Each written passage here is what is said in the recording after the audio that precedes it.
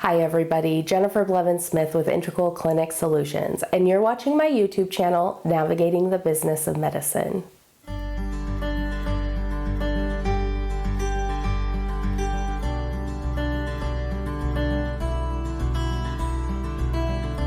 Today, I want to specifically talk about credentialing for Medicare.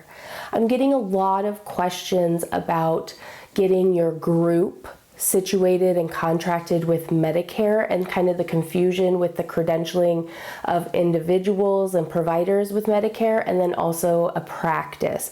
So I'm just doing this very brief basic video.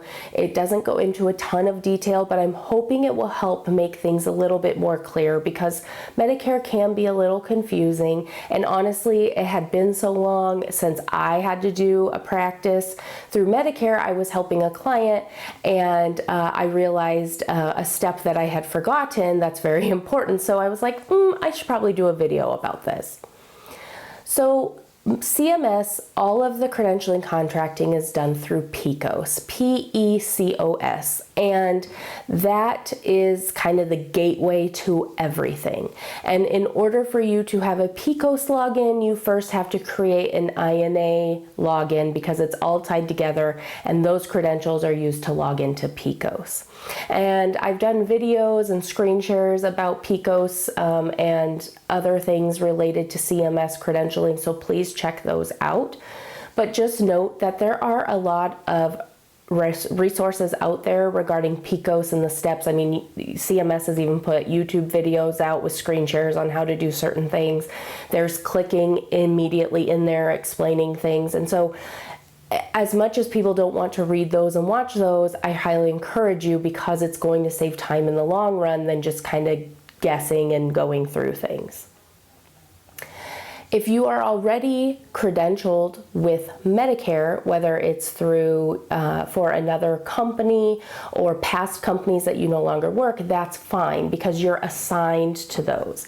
The one exception for medical providers, and when I'm talking about medical providers, I'm talking about doctors, nurse practitioners, physician assistants, you are associated. Well, physician assistants are a little different because they have to be monitored by a doctor.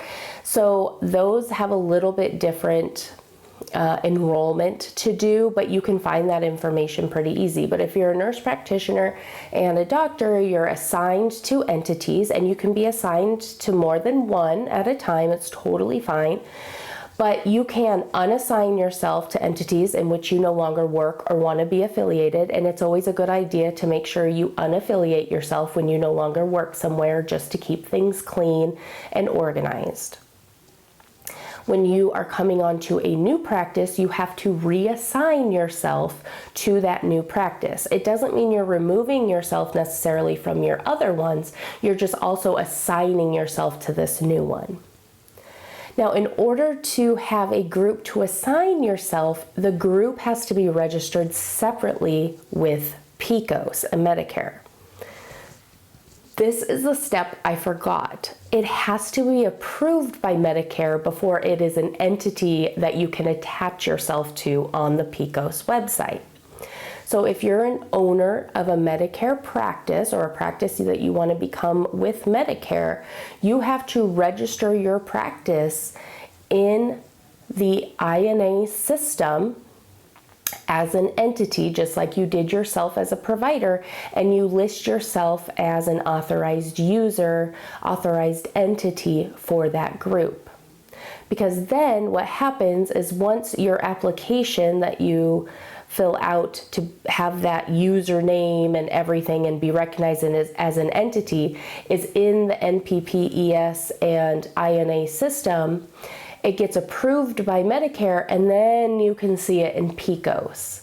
Once you see it in Picos, you have to assign yourself to that group. So you can't assign yourself to a group until there's a group that exists. And in order for a group to be existing, you have to register it under its own, quote, entity in the INA system. I know this can be really confusing, and that's why I wanted to do a video to at least bring attention to it, because I think I know people miss this step, forget about this step like I did, and it's really important because it needs to be registered in that system, and you affiliate yourself as an authorized entity user in order to be able to pull it into Picos and start assigning providers to that group, including yourself. Because even though you're an authorized user in these other entity systems that are related, the INA and NPPES, you still have to, in Picos, tie yourself to that group. So it gets really confusing. Again, there are resources out there to assist you with this, and I encourage you to take the time when you sit down to do this to read, watch other YouTube videos that CMS has put out there, Picos has put out there for you to watch. They'll walk you through step-by-step instructions. There's a pamphlet you can download that's many pages but very thorough and pretty explanatory and everything. And it's very helpful, especially if you're doing it on your own and you've never done it before, or like me, you haven't done it in a long time and you need to refresh yourself. If you have any questions or comments about this, please leave that in the comments below.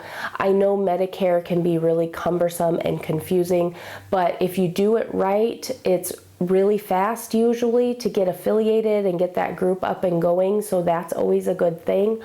Also, something to keep in mind is once you submit those applications, if you're missing something, something's incorrect, that email you have on file to communicate with you, they will send and tell you what needs to be fixed. And there's also a phone number usually that you can call for them to help you live while you're logged into your system, to help you be able to do that with them to make sure you don't make the same mistake again. So there's those resources too. They don't just kind of leave you hanging high and dry. They do give you things. You just need to make sure that you're taking the time to review it, look at it, read through it, and understand it.